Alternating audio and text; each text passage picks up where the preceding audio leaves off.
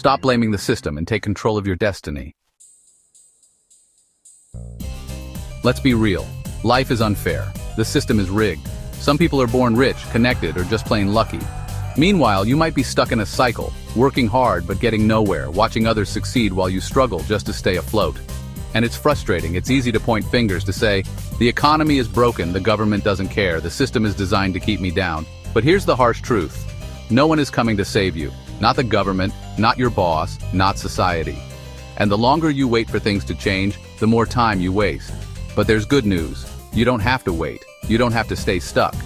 Because while you can't control the system, you can control yourself. And once you realize that, everything changes.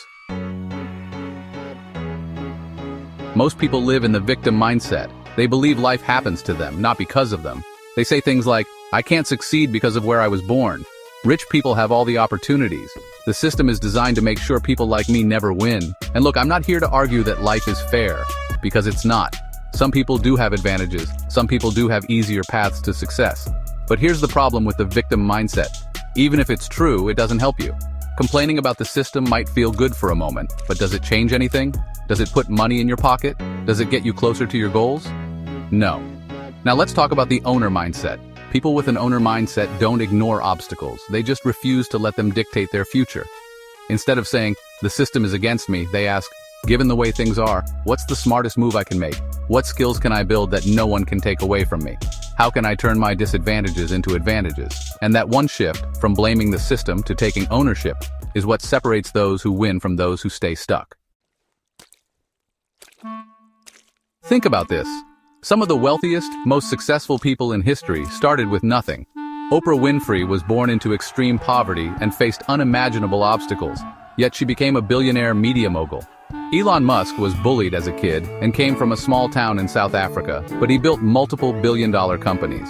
Dwayne "The Rock" Johnson had only $7 in his pocket at one point, and now he's one of the highest-paid actors in the world. Did they complain about how unfair life was, or did they take control and do something about it? They played the hand they were dealt and found a way to win. And if they did it, so can you. Now let's talk about how you can break free from the system and take control of your life. Because complaining won't change your situation, but these 3 steps will. If you want freedom, you need leverage. And the best way to gain leverage? Become so good at something that people can't ignore you. Right now, there are people getting paid thousands of dollars a month for skills they learned online for free. Copywriting, video editing, coding, sales, marketing.